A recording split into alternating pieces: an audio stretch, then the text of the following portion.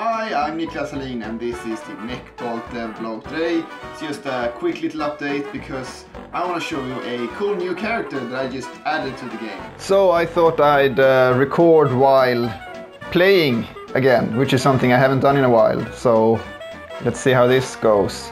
And I'm probably not going to do a Wednesday's report today because this is, you know, you're pretty much looking at it. We are gonna go, we're in Freehaven. I showed you that last week, this robot city, and we're gonna go up here to this house that is built on the side of the wall.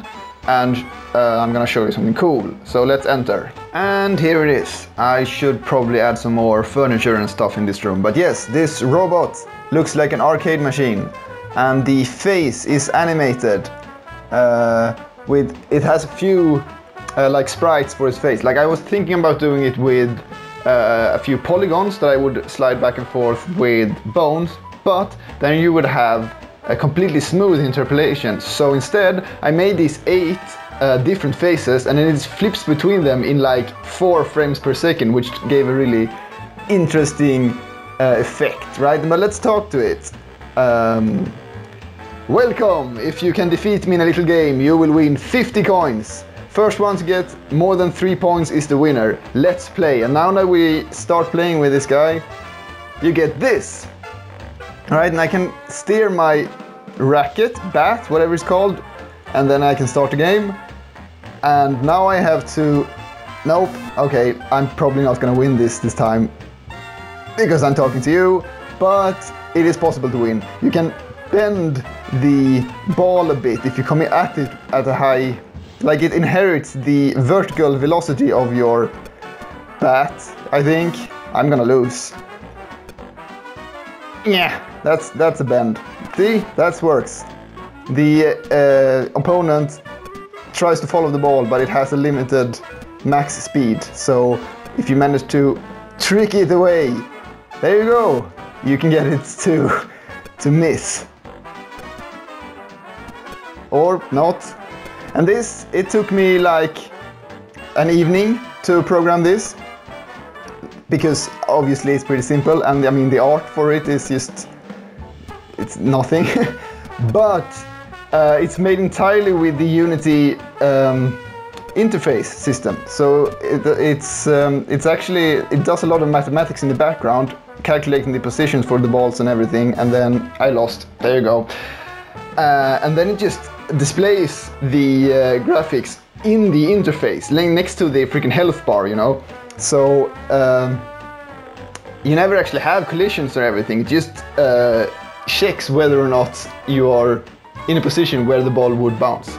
That's what I wanted to show you today. It's just a cute little Easter egg that I just added and that I really like. In other news, my previous game Belladonna is now on sale on Steam. And when I say sale, I mean it's like it's 90% off. The game costs less than $1 right now. So if you want to catch up on that other game that I keep referring to now and again, this may be your chance. Before you do though, you might adjust your expectations a bit. Belladonna doesn't have much to offer in terms of animations and action sequences and indeed gameplay. It's also quite short.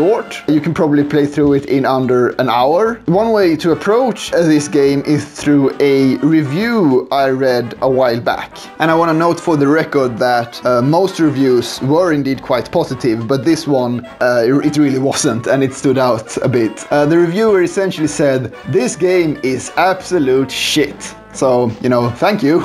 The gameplay and puzzles are incredibly banal and almost non-existent. So the game stands and falls entirely on its story. And yeah, I mean, that's true enough. But then it said, and the story is crap as well. It's so poorly written that you cannot relate to a single one of the characters. And that is an interesting point to bring up, because the story is written like that on purpose. These are characters that are not like you, who do not share your values or your worldview, and the story invites you to try and think like they do. If you have played through this game and found yourself unable to empathize with any of the characters, then you haven't really finished the game. You haven't overcome the main challenge that the game poses. Because the puzzles are not the challenge, they are super easy. This game is an exercise not only in encountering the radically other, but in being able to relate to it. I mean, you literally play as the monster. But this is not one of those stories where it turns out the freaks are